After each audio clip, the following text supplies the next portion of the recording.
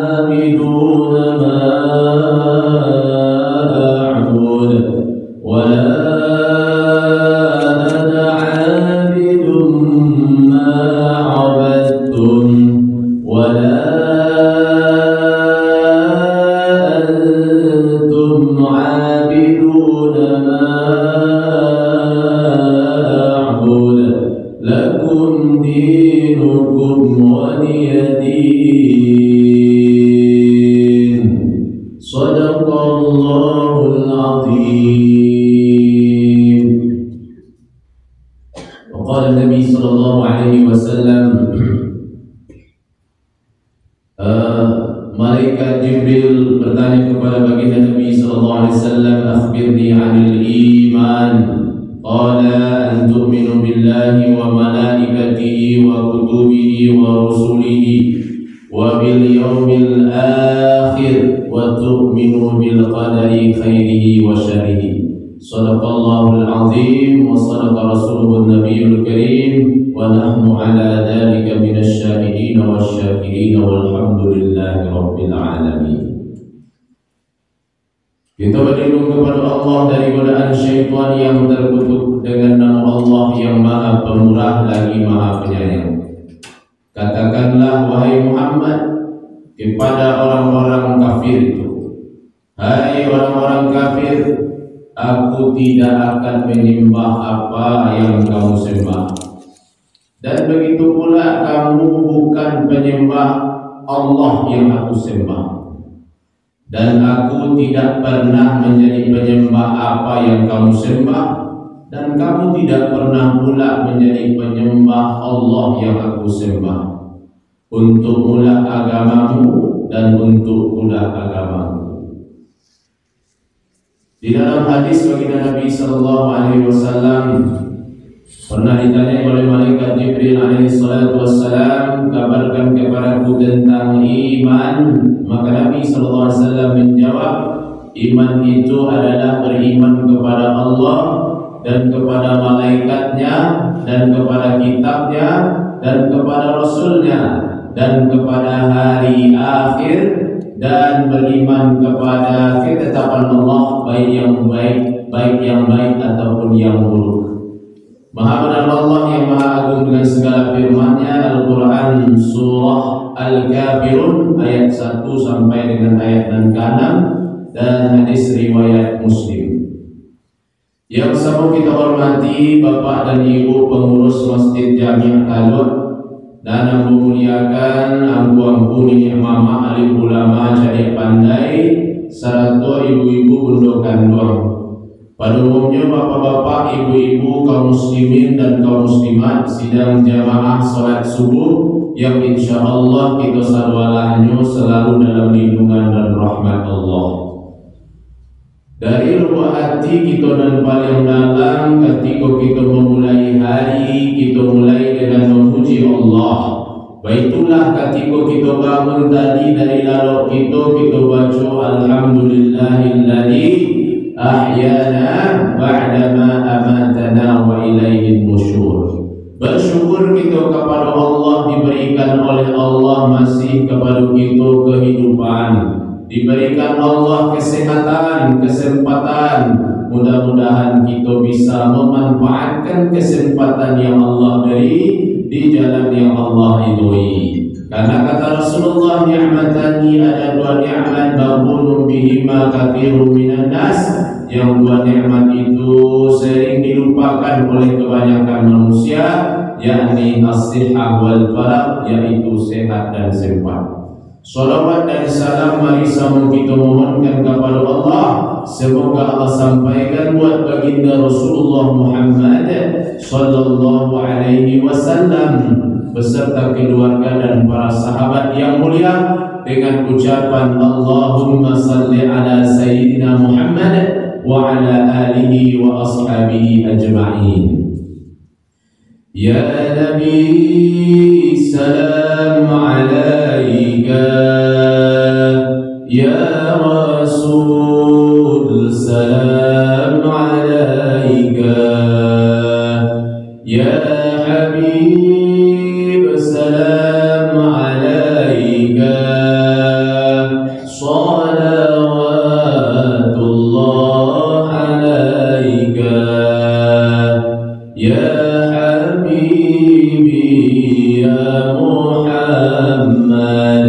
يا عروس الخافقين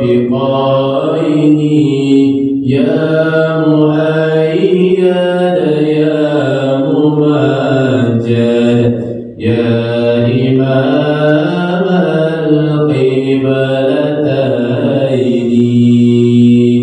يا نبي سلام عليك يا رسول سلام عليك يا حبيب سلام عليك صلوات الله عليك. Kemudian disampaikan Allah untuk baginda Rasulullah sallallahu alaihi wasallam. Amin ya rabbal alamin. Bapak-bapak, ibu-ibu, kaum muslimin dan kaum muslimat, sidang jamaah bilik pengajian subuh yang insyaallah dimuliakan oleh Allah Subhanahu wa taala. Alhamdulillah, kembali kita berjumpa pada kajian kita pada subuh ini, Bapak dan Ibu. Kajian kita perkara kita orang kafir yang diajarkan oleh Allah Subhanahu wa taala, yang diajarkan oleh baginda Rasulullah sallallahu alaihi wasallam terkait juga tentang iman kita kepada Allah Subhanahu wa taala.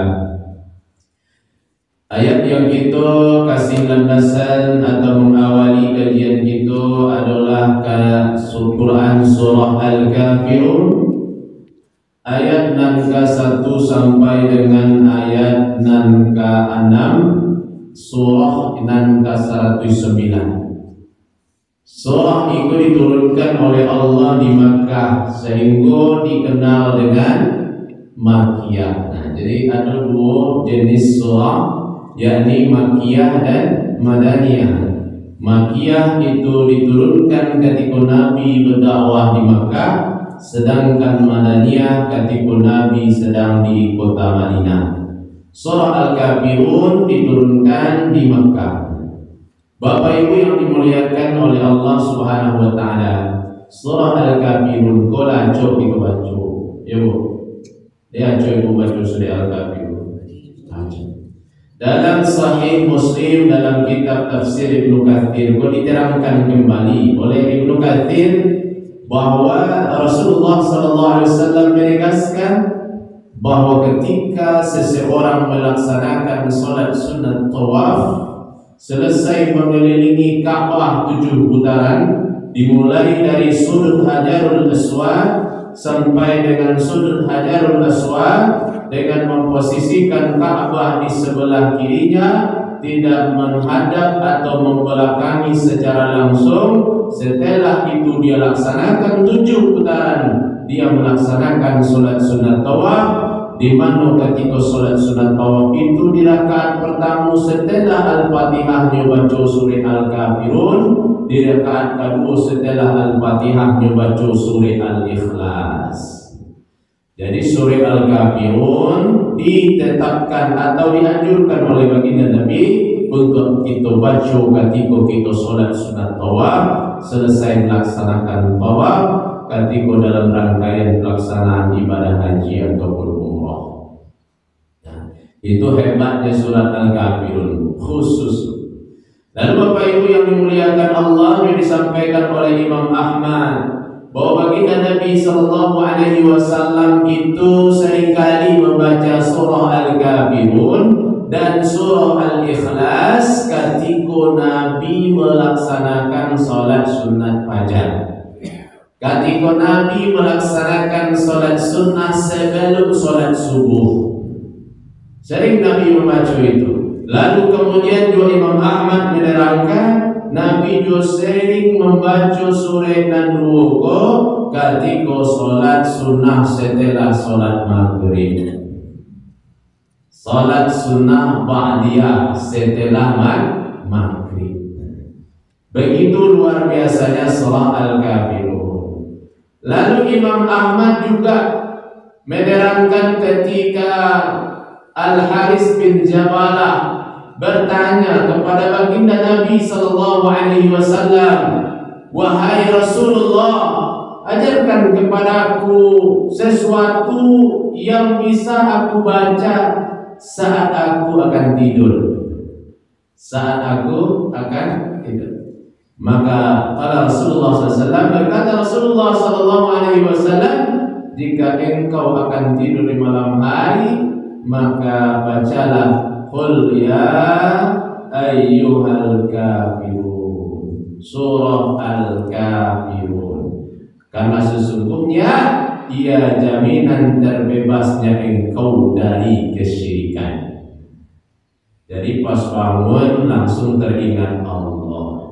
Di saat tidur jauh dari gangguan syaitan. Karena dulu orang udah pedilimu ketika lalu,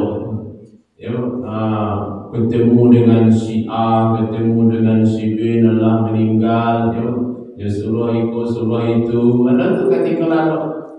Nah, ketika sedang tidur dalam mimpi, maka kita berlindung kepada Allah dari hal itu yang akan mengacaukan pikiran kita ketika kita bangun dari tidur. Sehingga kemudian kita baca itu. Kadang ada kemusyrikan yang muncul saat bangun dari lalu. Si A sudah meninggal, wawasan mereka gitu.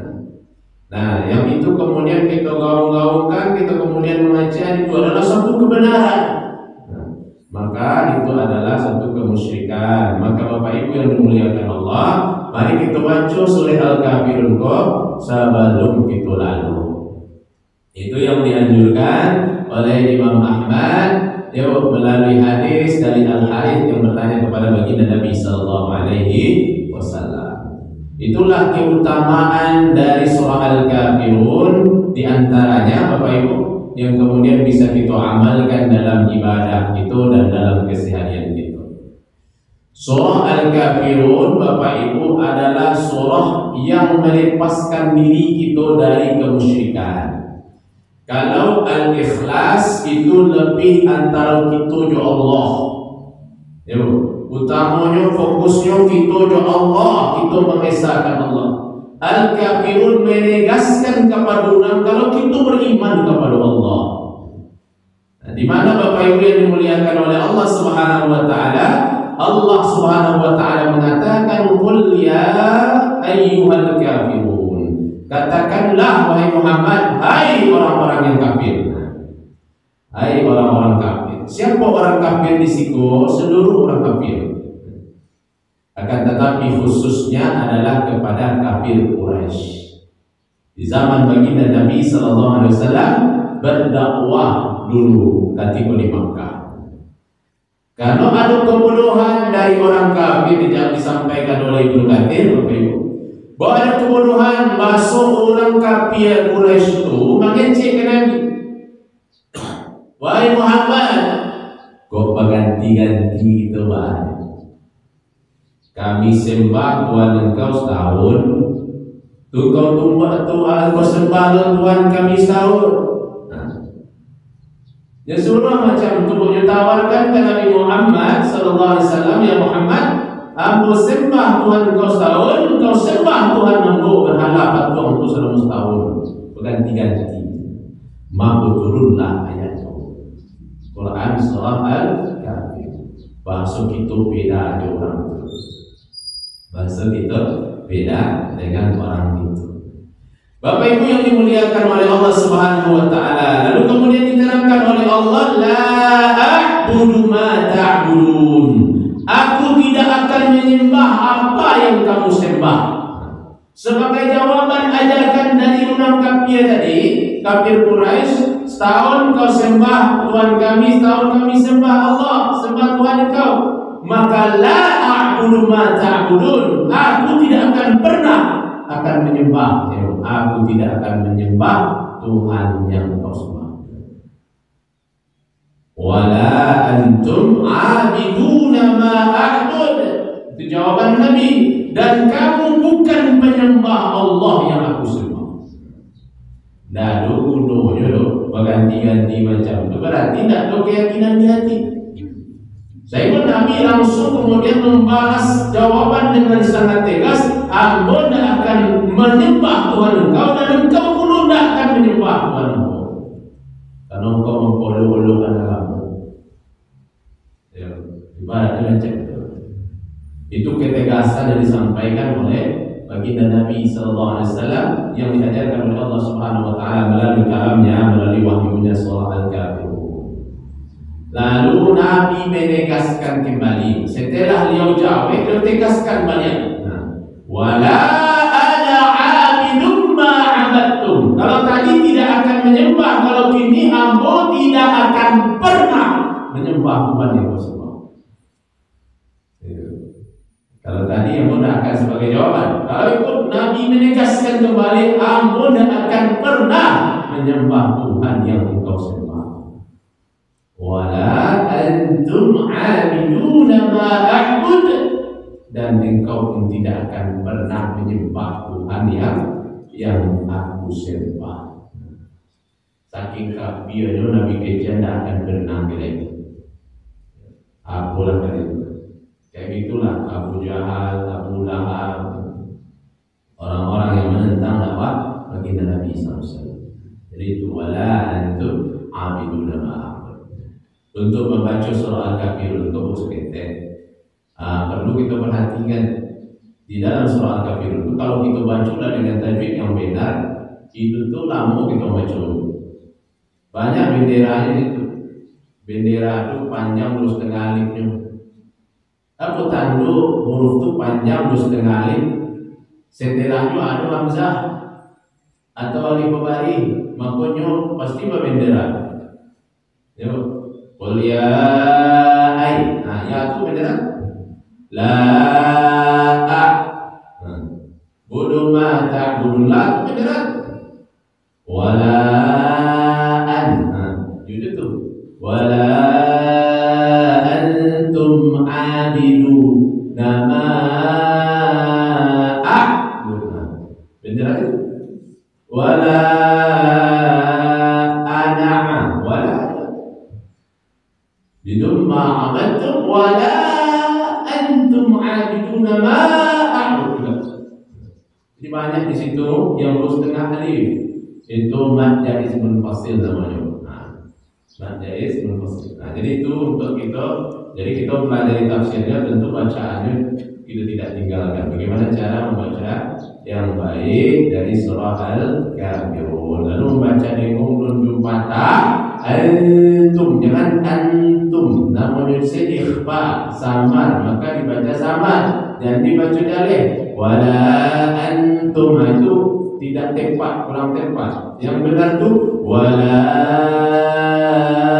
antum ya. Jadi itu tambahan ilmu tajwid.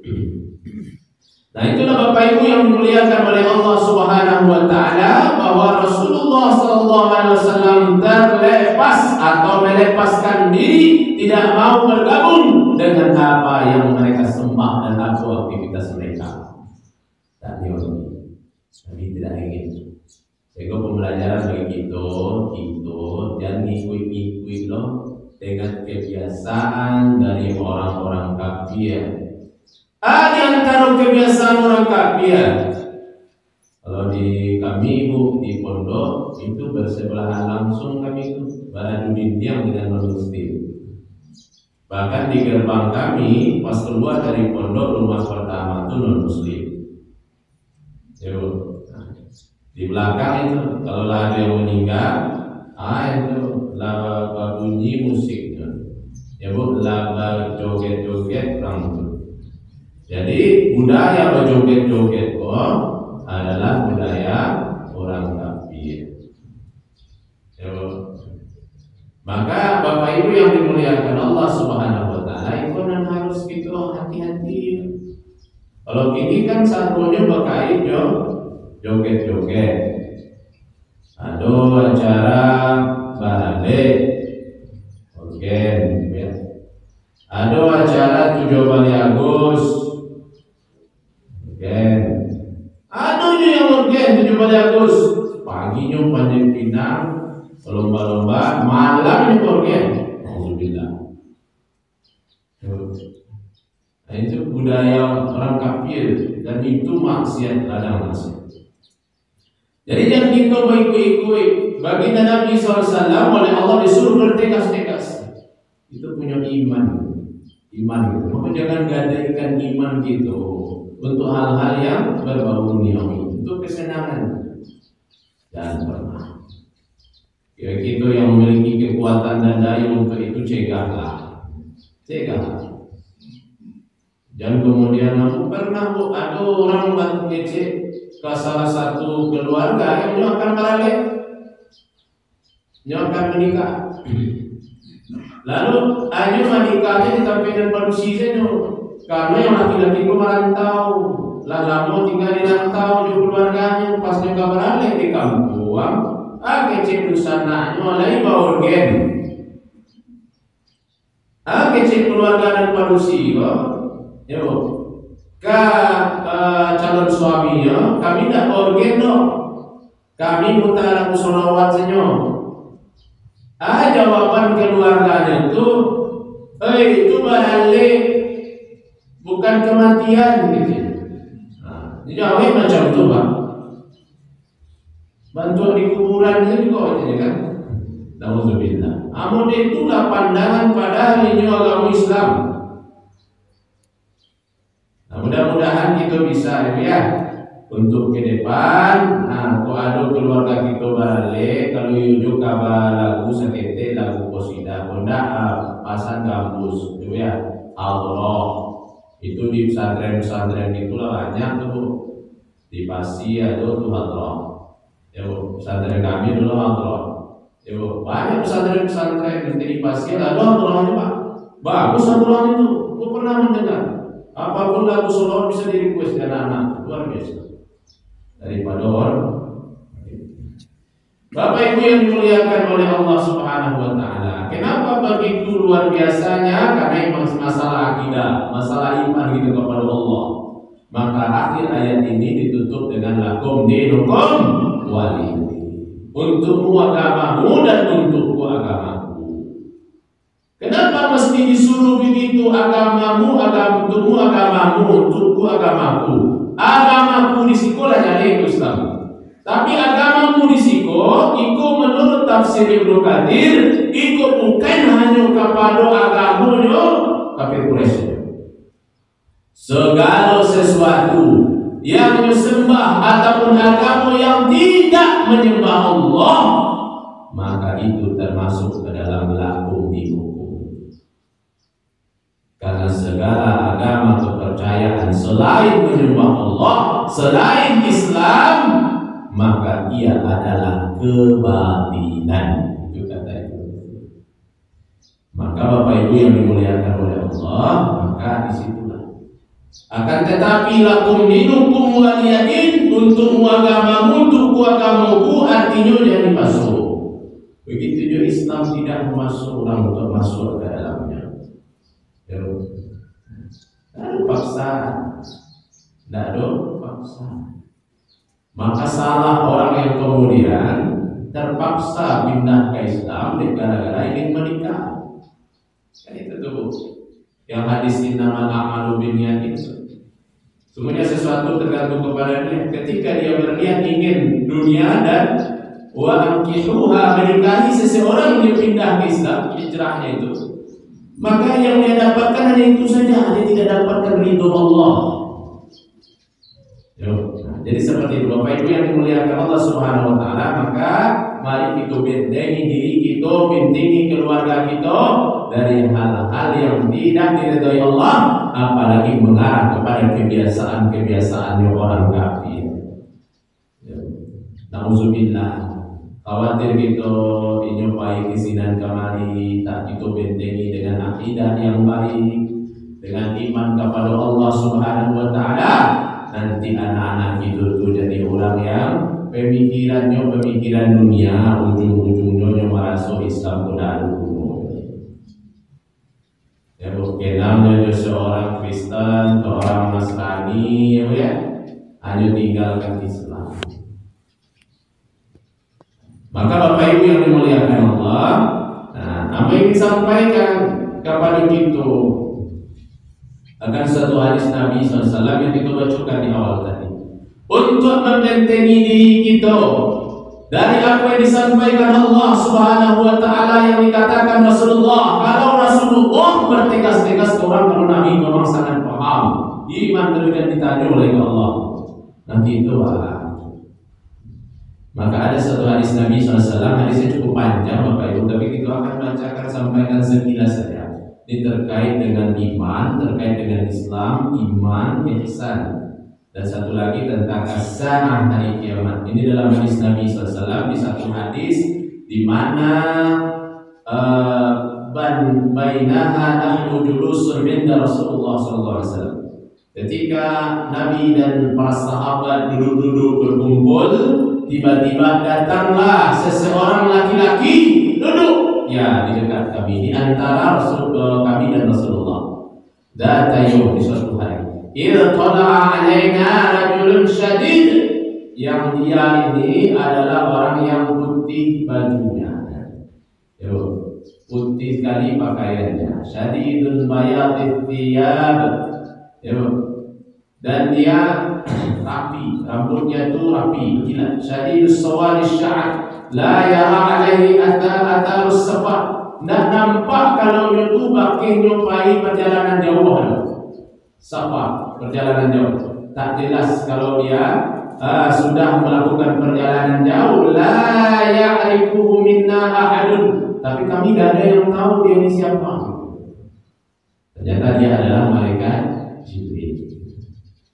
Hatta jalasa ila Nabi, lalu dia duduk di depan Nabi sallallahu alaihi wasallam.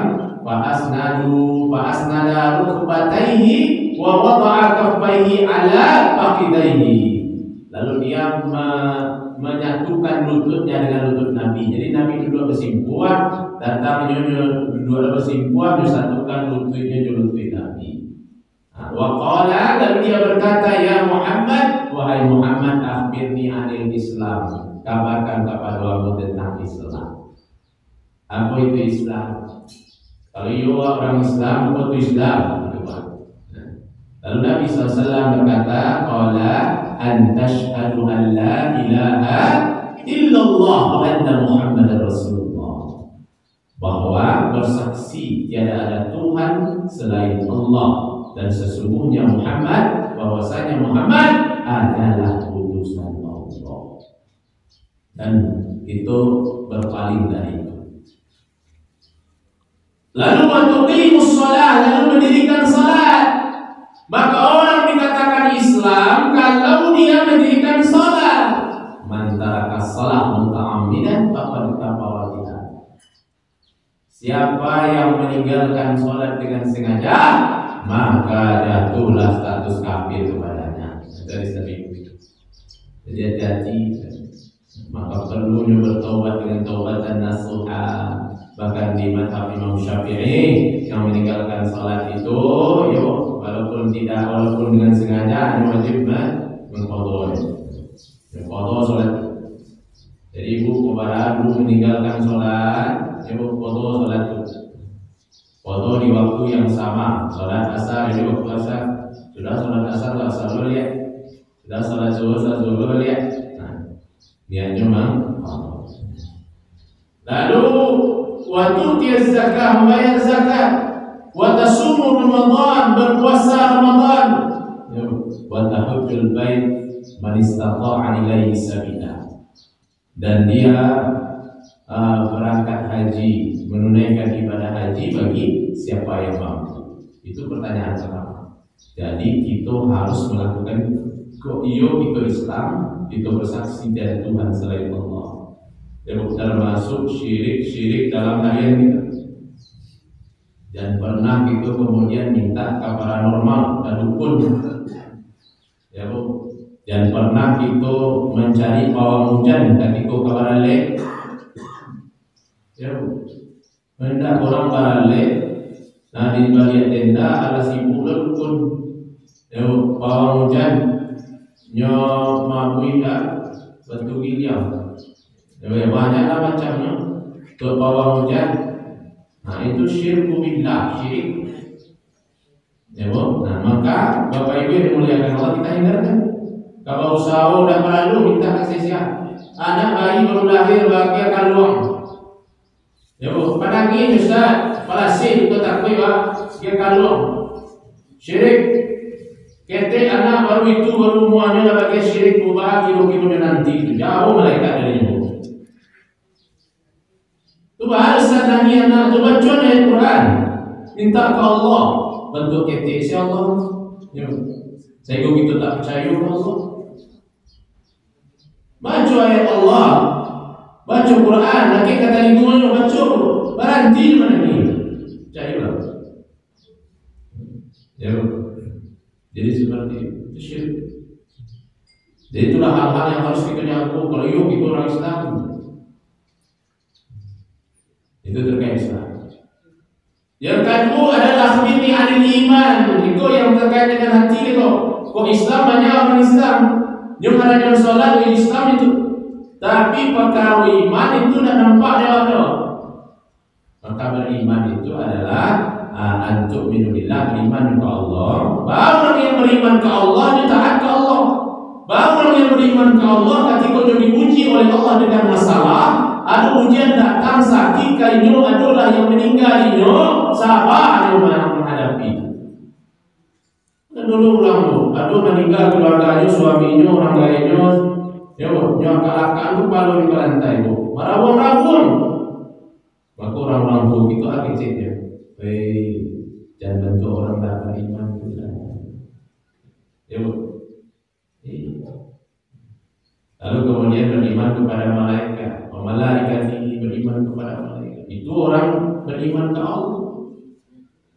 Bahasa itu dikawal oleh malaikat Allah. Ada rakib-atid, ada nanya di kubur, mungkar nakir. Ya. Dan ini tak terlepas dari itu. Terkait dengan pertanyaan nyeleneh yang mengatakan bahwa oh berarti Allah itu butuh bantuan dari malaikat. Itu salah. Allah itu kan bisa mengajukan sesuatu. Kenapa Allah mesti ada malaikat?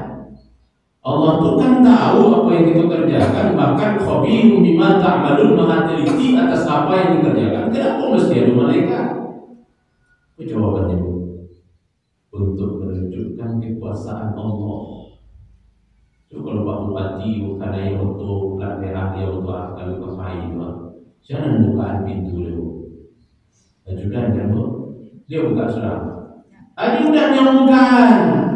Bangun tu ajudan tak pandai dia buka surat. Pandai.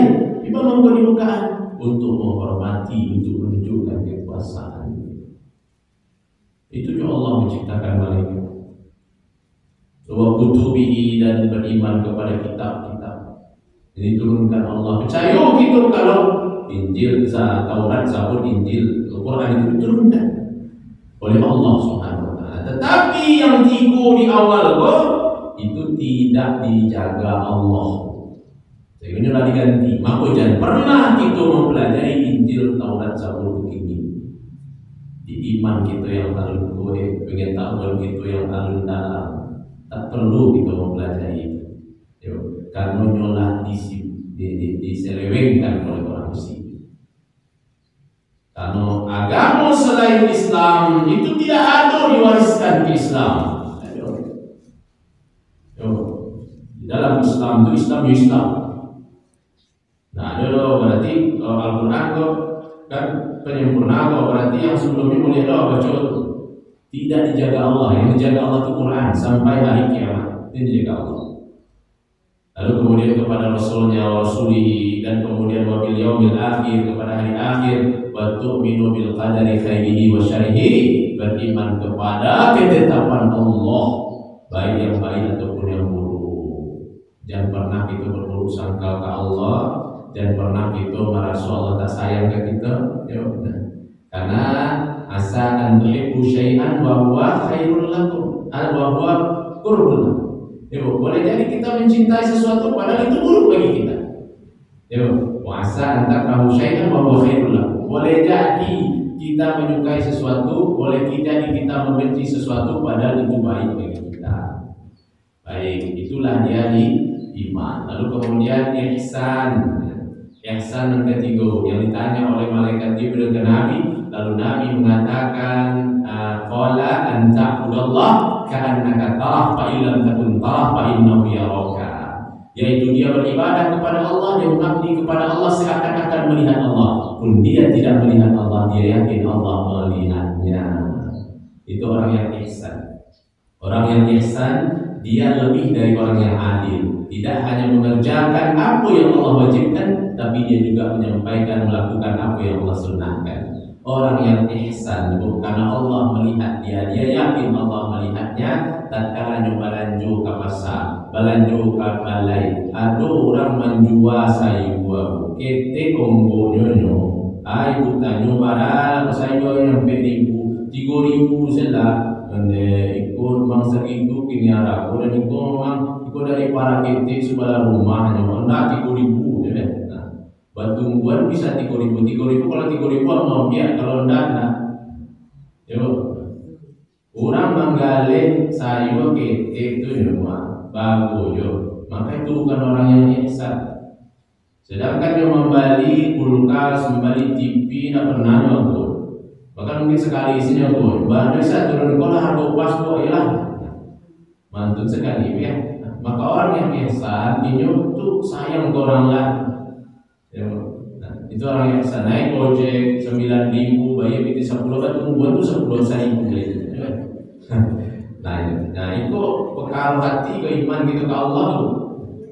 Jadi seperti itu. Jadi mudah-mudahan Bapak Ibu yang dimuliakan Allah bisa lah kita mempertahankan itu. Ya Bu, dengan kita memahami Islam, kita memahami iman kayak gimana, dan kita berupaya menjadi orang yang dicintai Allah dengan berbuat ihsan. Dengan begitu pun bagaimanapun ya kondisinya nanti, apakah seluruh hal itu sudah dikuasai oleh orang kafir, yang kita tetap dijaga oleh Allah Subhanahu wa Ta'ala. Itu saja yang saya sampaikan pada pagi ini, Pak Ibu yang dimuliakan Allah. Ya, rasa toleransi beragama